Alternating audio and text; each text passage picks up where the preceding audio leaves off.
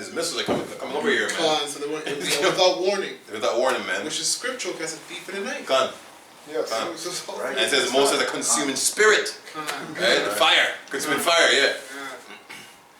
Okay, so Job 20 and 24. 24. It says, he shall flee from the iron weapon. Cut.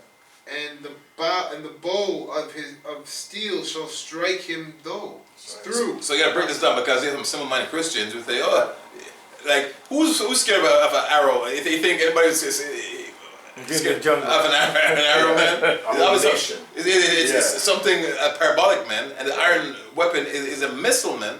He's not gonna rain down arrows. Tell him what they're gonna rain. What the Lord's gonna rain down. 200 million missiles, man. That's right. Right, that's why the sun becomes darker, man. You only see nothing. Like that movie 300, when Xerxes fired those arrows over to 300, you see nothing. You just saw shadows of arrows coming, man. Cover the cloud. Gone. I don't think I have no shield, nothing, man.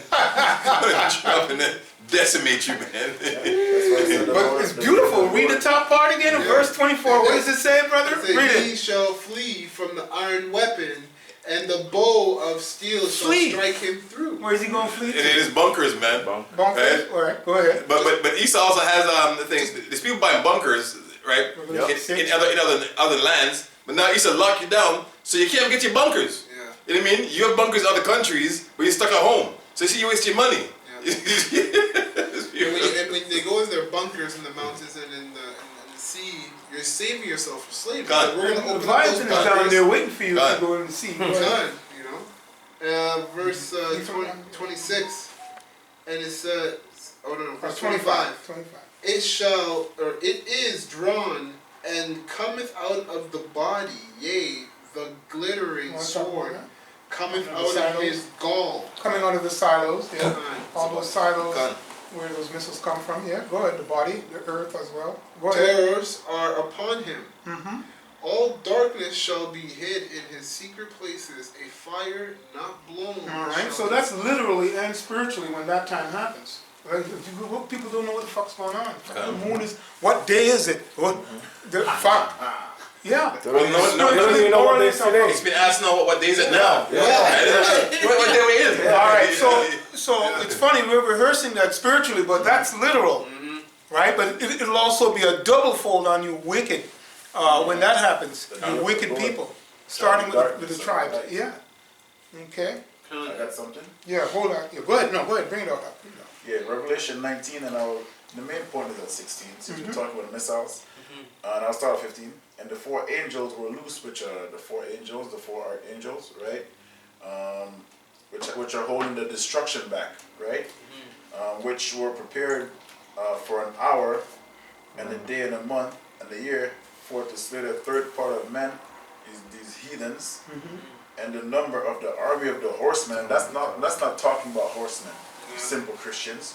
It's also real quick on the third part of man.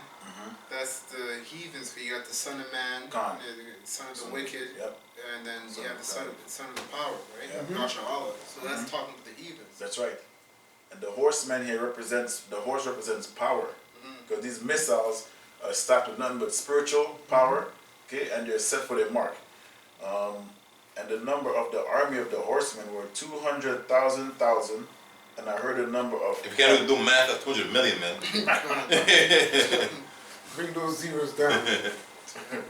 Thus I saw the horses in the vision, right? So this is John the Revelator seeing these missiles falling upon Babylon the Great, aka America, and the rest of these heathen nations. Yeah, his secret places, all his secret places, you can name off some of those. The Vatican is screwed, all those bunkers, those underground cities, they're all jammed. Yeah. There's nothing. Airport up in space because the clouds are waiting there. You can't go up. Your place will be in full darkness, man. Yeah. Okay. Read on. Then I saw the horses in the vision, and that sat on them have breastplates of fire and of jacinth and brimstone, and the heads of the horses were the heads of horses, heads of lions, Salakia, and out of their mouth issued fire and smoke and brimstone. Excellent. You hold that. It says a fire. If somebody could tell me what the fire not blown is for edification from those things. What is that fire? Fire of the spirit. No, it's the wind. Missiles. It's the wind of the missiles. Oh, okay. So, you know, that's a point. From that scripture? Yeah, no, from the one in Job that links with what you're saying. The wind there is the debris. That alone kill you. That's the point with that. So it says it there, so we want to make sure for edification. Got a precept? Yeah, bring it out. Okay, so this is Joel chapter 2, started at 4. The appearance of them is the appearance of horses, which my brother went into that the horses represent the missiles, right? And as horsemen, so shall they run. Like the noise of chariots on the tops of mountains shall they leap. Like the noise of a flame of fire that devoureth the stubble, as a strong people set in battle array. Before their face the people shall be much pained. All faces shall gather blackness. They shall run like mighty men, the missiles. They shall climb the walls like men of war. And they shall march everyone his way, and they shall not break their ranks. Neither shall one thrust another. So your defense system won't work, man. They're gonna hit every target. They're set to hit. They call them, but guided by the angel. They shall walk everyone in his path, and when they fall in his path, and when they fall upon the sword, they shall not be wounded. They shall run to and fro in the cities. They shall run upon the wall. They shall climb upon the houses. They shall enter at the windows like a thief. Destroying everything in his path. Exactly, Wiping out. The earth shall quake before them. The heavens shall tremble. The suns and the moon shall be dark, and the stars shall withdraw their shining. Wow. Alright? Yeah. Work out your salvation, fear and trembling. God. That's a lot of. You can make a movie out of that. God. They have. They have. They have. That's a lot of detail there. You know. His tabernacle is going to be sick. That's the last part of the verse. You're going to go to 27 now. Okay, 27. Verse 20, Job 20:27. The heaven shall reveal his iniquity, and the earth shall rise up against him. And part of the heaven is satellites, man. But in the heavens is because right now you're watching these videos on YouTube, right? And it's sent by satellites. Yeah. So the heaven is revealing your wickedness, man, your iniquities. It says, to increase of his house shall, the increase of his house shall depart, and his goods shall flow away in the day of his wrath. So the Most High keeps talking about taking by your goods, man, right? Because it wasn't yours to begin with. Yep. Right? He said you're gonna vomit it out. It's all about aggressiveness, man, and aggression. The Most High has deep indignation for your nations, man, especially Esau, man. All right. Read. And it says, verse 29.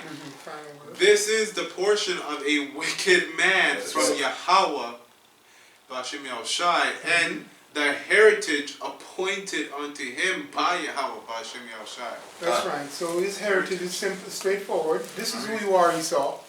I mean, you're the wicked, right? The wicked. Sons of the wicked. Okay, and the writing is on the wall. And the scripture just before that says that it's going to be revealed in the heavens. So we're watching that, okay? Everything that you do, everything that you touch is evil, okay? And hey, listen, we understand that, okay? We're not going to get bent out of shape.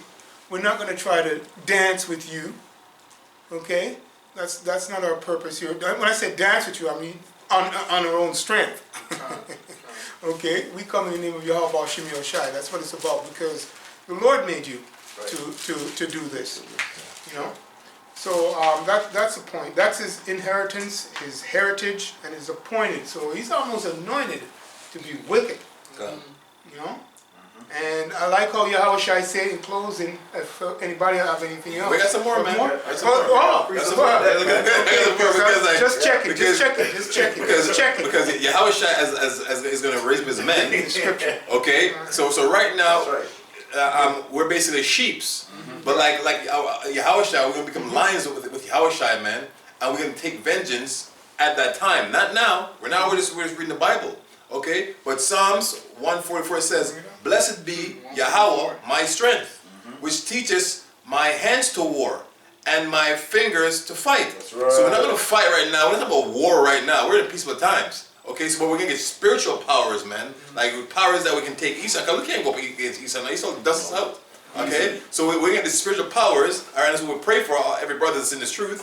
And we're going to Jeremiah 51. All right?